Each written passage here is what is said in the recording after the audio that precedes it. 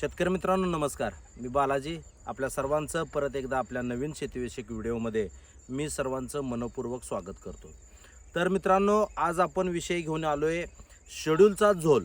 म्हणजे फवारणी असेल, पीक व्यवस्थापन असेल, याचे काही शेड्यूल बाजारात मिळतात आपल्याला. मग ते पेड असतात, काही वेळ असते कंपनीचे असतात आणि ह्याचा जो झोल आहे तो आता आपण या व्हिडिओमध्ये समजून घेणार आहे. सर शेतकरी मित्रांनो, मला अनेक वेळा म्हणजे खूप वेळा एखादं नवीन पिकाचे अपडेट असल्यानंतर आणि एखाद्याला जर समजा ते पीक लावायचं असेल तर पटकन मागणी होती की बाबा आम्हाला शेड्यूल पाठवा. आणि मग असं शेड्यूल असू शकतं का, किंवा हे शेड्यूल जे आहे ते उपयोगी पडतं का, ते खरंच शेड्यूल वापरणं योग्य आहे का, किंवा हे शेड्यूल तयार केलं जातं ते कशा पद्धतीनं योग्य आहे अयोग्य आहे या गोष्टीबद्दल चर्चा करण्यासाठी आज हा परत आपण व्हिडिओ करतोय. जसं की आपण सांगत आलो की व्हिडिओ छोटे असावे मोठे असावे याचा विचार न करता ही जी सगळी उकल आहे या सगळ्या प्रश्नांची, ही उकल करण्याचा प्रयत्न आपण या व्हिडिओमधून करणार आहोत. आपले विषय हे शेती रिलेटेड असतात, ते उपयोगी असतात आणि ते बोलत असताना हे काय स्क्रिप्टेड बोलणं नाही आपलं. त्यामुळं थोडंसं आपण प्रत्येक व्हिडिओमध्ये आता हे मी सांगणार नाही, पण हे आपण समजून घ्याल एवढीच अपेक्षा करतो. खरं तर अनेक वेळा म्हणजे शेतकरी बांधवांचं समाधान होत नाही की बाबा तुमच्याकडे काहीतरी शेड्यूल असलं पाहिजे आणि ते शेड्यूल तुम्ही फॉलो करताय, मग ते आम्हाला शेड्यूल द्या, अशा पद्धतीची एक भाबडी अपेक्षा शेतकरी बांधवांची असते. मित्रांनो, आपण सर्वजण शाळेत गेलो, आपण शिक्षण घेतलं आहे आणि आपल्याला माहिती आहे की आपण पूर्वी काय व्हायचं, एखादा विषय समजून न घेता रट्टा मारणं किंवा घोकमपट्टी करून काय प्रश्नांची उत्तरं आपण लिहित असायचो. पण मुळातच मित्रांनो, ही जी घोकमपट्टी आहे किंवा एखादा विषय समजून न घेता नुसतंच रट्टा मारल्यानंतर ज्यावेळेस आपण मुख्य परीक्षेला ज्यावेळेस बसतो त्यावेळेस अनपेक्षितपणे काय प्रश्न आपल्यासमोर येतात. परंतु तो विषयच न समजल्यामुळं आणि आपण वेगळ्याच प्रश्नावर जो काय आपण पाठांतर केलं आहे, तर ते पाठांतर आपलं ठराविक प्रश्नावर झालेलं असतं आणि मूळ विषयाला आपण समजून न घेतल्यामुळं वेगळे प्रश्न आले की आपली मग भांबेरी उडते किंवा परत मग आपल्याला त्या प्रश्नाची उत्तरं योग्य पद्धतीनं लिहिता येत नाही. तोच प्रकार शेतीमध्ये चालू आहे. म्हणजे आपल्याला आपल्या पिकाचं शेड्यूल हे जे आहे ते स्वतः बनवावं लागतं, ना की ते आपल्याला कुणीही म्हणजे आपण कितीही शास्त्रज्ञ, कितीही पारंगत असणारा शास्त्रज्ञ जरी असला तरी या पिकाला किंवा कुठल्याही पिकाला पुढं जाऊन कुठल्या अडचणी येऊ शकतात, पुढं कुठलं नियोजन केलं गेलं पाहिजे, पुढं व्यवस्थापन कसं असलं पाहिजे, हे वातावरणाशी न करता वातावरणाला लक्षात न घेता या गोष्टीवर शेड्यूल बनवणं म्हणजे शुद्ध फसवणूक आहे. असं कुठलंही शेड्यूल जगाच्या पाठीवर तयार केलं जाऊ शकत नाही. एक ठोकताळा आपण ज्याला म्हणतो, मग ठोकताळा म्हणजेच आपली घोकमपट्टी असेल किंवा रट्टा मारणं असेल, अशातला तो प्रकार आहे.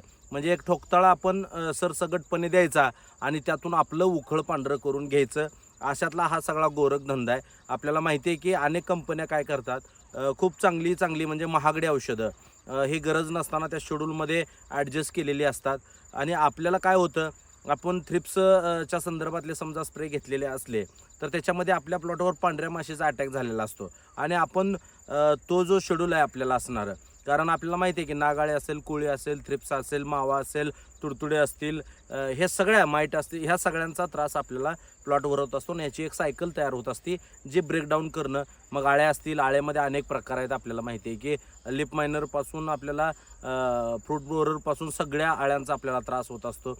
आणि मग हे कुठंतरी शेड्यूल जे आहे ते आपण वापरून सुद्धा आपल्या पिकावर वेगवेगळ्या सायकल किंवा वेगवेगळ्या कीटकांची चेन ही डेव्हलप होत राहते आणि मग आपल्याला एक विश्वास असतो की आपण एक चांगलं दर्जाचं एक शेड्यूल आपण वापरतोय आणि मग त्याच्यामुळं आपल्या प्लॉटवर रोग येणार नाहीत किंवा किड्यांचे अटॅक जे आहेत ते होणार नाही, अशा पद्धतीची आपली एक भावना असते. त्याच्यातून एक हलगर्जीपणा आपला होतो आणि त्याच्यामध्ये मग वेगवेगळ्या ह्याचे अटॅक वाढत जातात. मग हे एकदा शेड्यूल डिस्टर्ब झालं की आपण पाठीमागं कुठली फवारणी घेतली हे न बघता आपण वेगवेगळ्या फवारण्या घेत जातो. कंटेंटचा आपल्याला माहिती नसते की बाबा याच्यामध्ये आपण कुठल्या कंटेंटचा वापर केला, आता केला कुठला पाहिजे, आणि मग हे सगळं चित्र असं सगळं चुकीचं होऊन जातं. कुठलीही कंपनी, कुठलाही मास्तर किंवा कुठलीही व्यक्ती या सगळ्या गोष्टीची जबाबदारी घेत नाही.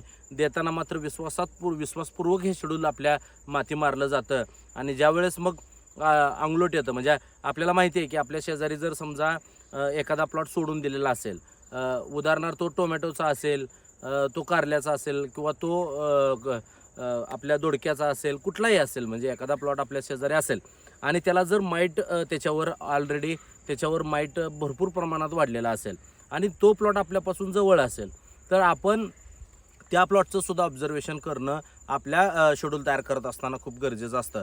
पण आपलं होतं काय, आपल्या शेड्यूलमध्ये असं असतं की आपल्या शेड्यूलमध्ये आपण माईटला किंवा जो लाल कुळे आहे त्याला गृहीत धरलेलं नसतं आणि नेमकं शेजाऱ्याचं दुर्लक्ष असल्यामुळं, त्यांनी ते प्लॉट रेट नसल्यामुळं सोडून दिलेलं असल्यामुळं काय होतं, तो अटॅक खूप मोठ्या प्रमाणावर आपल्या प्लॉटवर होतो. पण आपल्या त्यावेळेस माईटवर ज्या फवारण्या व्हायला पाहिजे त्याच्याऐवजी आपल्या इतर फवारण्या मात्र रेग्युलर चालू असतात. आता हे शेड्यूल तयार करणाऱ्याला आपल्या शेताच्या शेजारी कुठलं पीक कोणी केलेलं आहे हे याचा काय थांगपत्ता लागलेला नसतो किंवा तो जो विषय आहे तो त्यांनी डोळ्यासमोर ठेवलेला नसतो. किंवा याच्याबरोबरच आपण असं धरूया की कधी कधी अवकाळी पाऊस पडतात. मग एखादं शेड्यूल तयार करत असताना सरसकट एक शेड्यूल बनवलेलं असतं. पण होतं काय, मध्येच 3-4 दिवसाचं ढगाळ वातावरण राहतं, त्याच्यामध्ये पाऊस पडतो, त्याच्यामध्ये खूप सारं स्कोअर जे आहेत बुरशीचे ते मोठ्या प्रमाणात वाढतात आणि आपल्याला माहिती आहे की काही तासांचा अवधी, डाउनीसारखा जो रोग आहे त्याला काही तासांचा अवधीसुद्धा पुरेसा असतो त्याच्या संपूर्ण प्लॉटवर अटॅक होण्यासाठी. तर मग अशा वेळेस आपलं काय होतं, हे वातावरण तर डाउनी ह्याच्यासाठी पोषक असतं आणि आपले स्प्रे मात्र करप्यावर पडत असतात.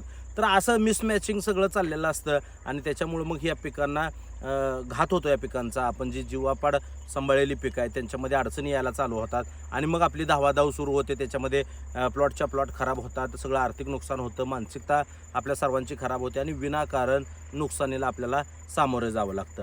त्यामुळं हा विषय खूप गंभीर आहे की बाबा एखाद्या पिकाचं शेड्यूल पूर्वीच हे केलं जाऊ शकतं का, तर अजिबात नाही मित्रांनो. ही अतिशय चुकीची पद्धत आहे.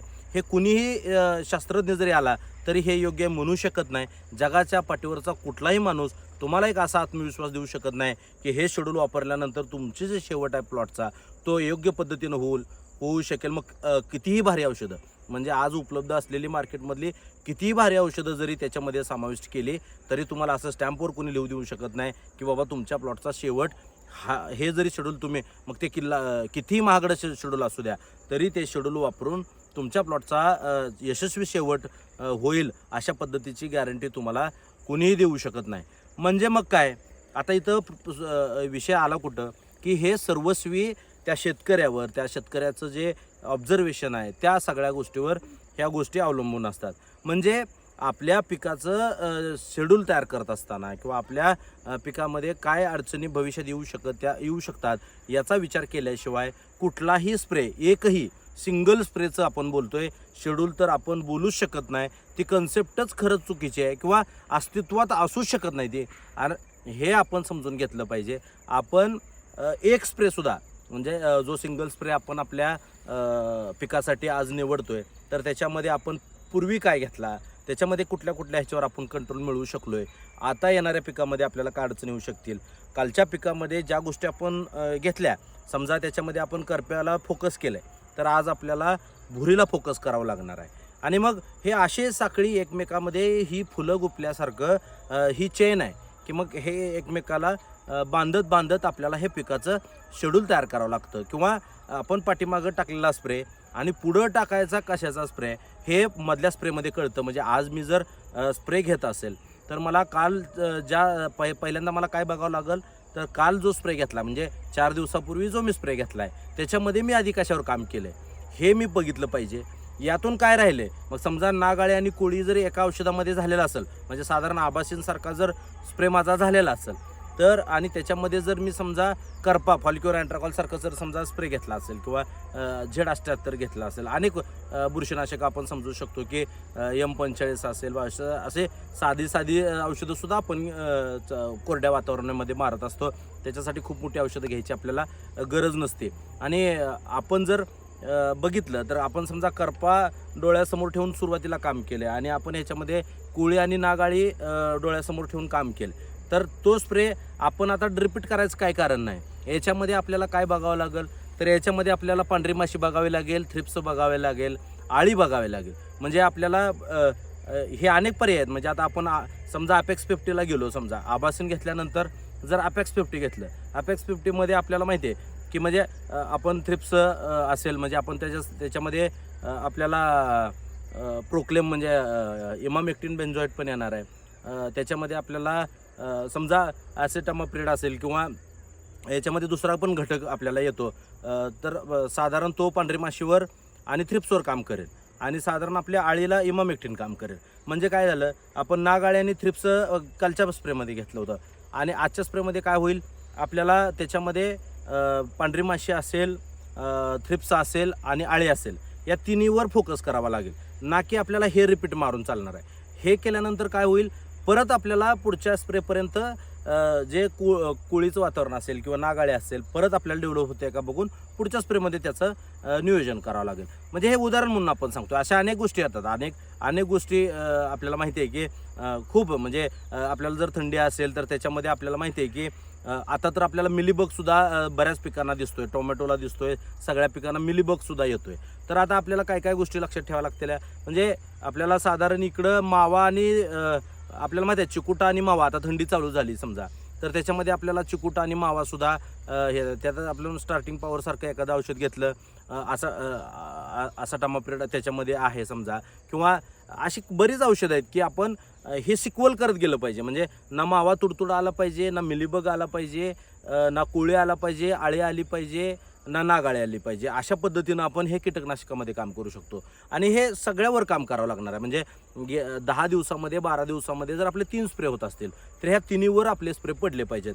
मग कुठल्या स्प्रेमध्ये कुठलं ॲडजस्टमेंट करायची हे शेतकऱ्यांचं नियोजन आहे. म्हणजे स्वतः आपण ते नियोजन करायचं असतं आणि काल कुठल्या स्प्रे झाला, आज कुठला घेतोय आपण आणि त्याच्यामध्ये राहिलंय कुठलं हे बघून तिसरा स्प्रे आपण डिसाईड केला पाहिजे. आता ही झाली पद्धत. बुरशीनाशकाचं पण आपण असंच बोललं पाहिजे, कारण आपल्याला माहिती आहे की करपा, भुरी आणि डावणी ह्या 3 खूप मोठ्या गोष्टी आपल्याला त्रास देत असतात. मग करप्याचे अनेक प्रकार आहेत. करप्याचं फेवरेबल वातावरण असेल तर करप्यासाठी आपण ते शेड्यूल तयार केलं पाहिजे. भुरीचं वातावरण असेल किंवा थंड वातावरण असेल, रात्रीची थंडी असेल, दुपारचं ऊन असेल, आपल्याला माहिती आहे की खूप फास्ट भुरी येते प्लॉटवर, तर त्या वातावरणामध्ये भुरीवर फोकस आपण केला पाहिजे.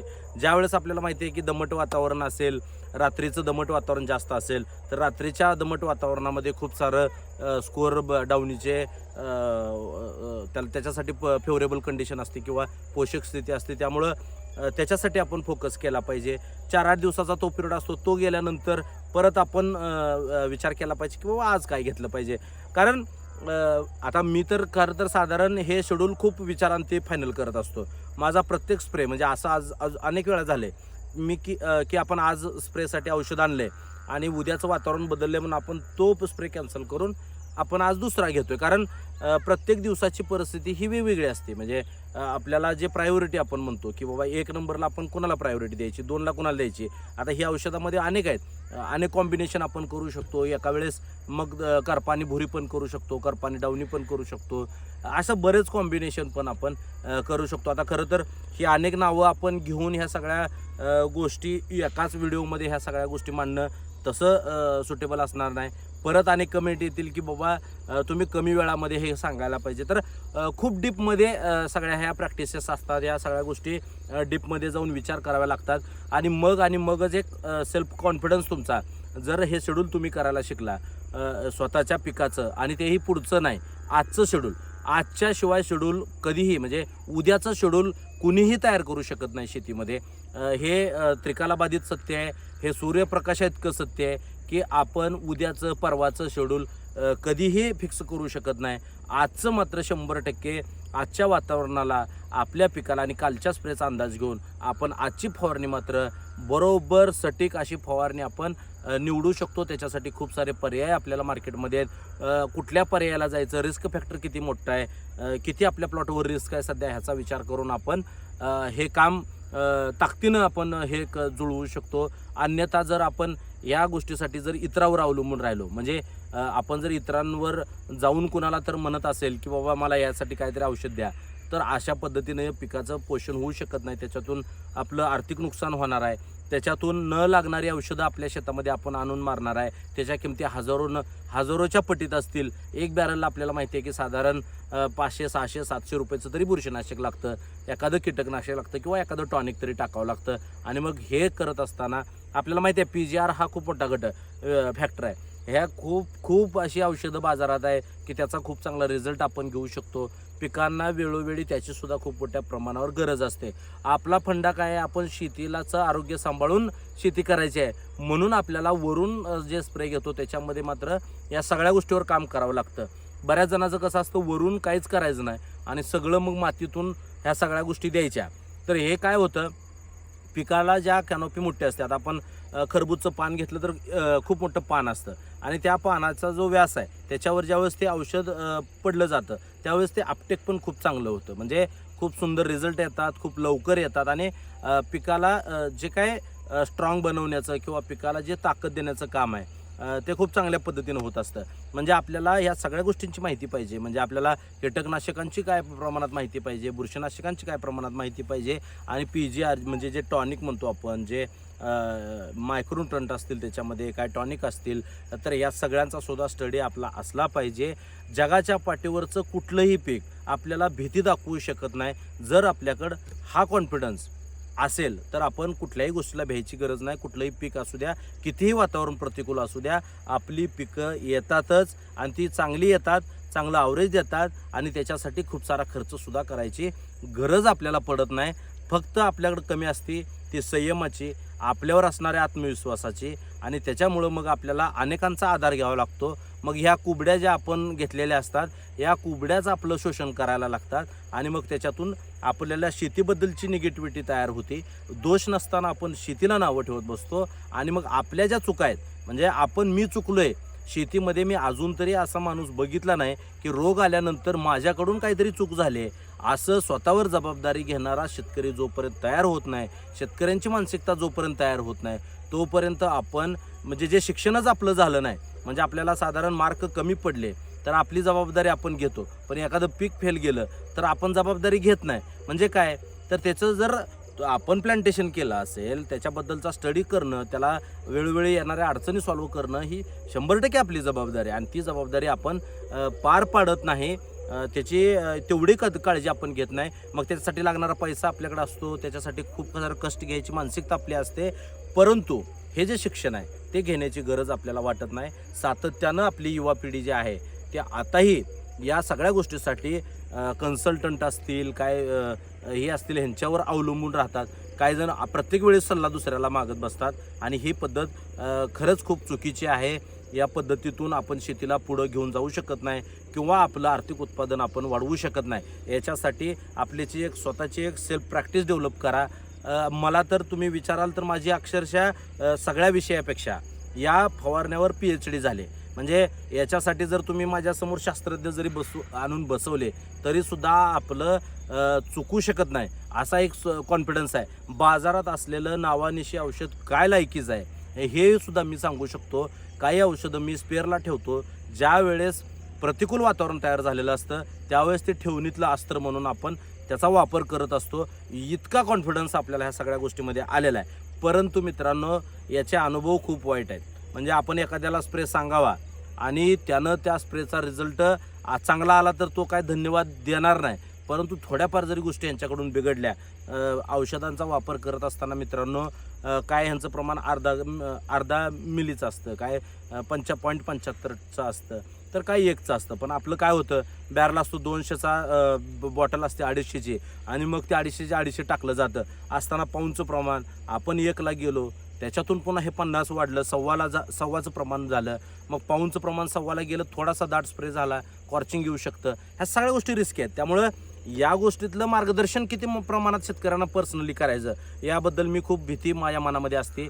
शेतकऱ्यामध्ये याच्याबद्दल अवेअरनेस नसतो आणि मग खूप सारं वेगवेगळ्या पद्धतीनं आता खरं तर खूप सारा देखावा चाललेला आहे शेतीमध्ये. आता आपण बघितलं की ड्रोननं फवारण्या केलेले व्हिडिओ दाखवले जातात. ड्रोनसाठी शासन सबसिड्या देतं, लाखोंचं हे सगळं गणित आहे चाललेलं असतं.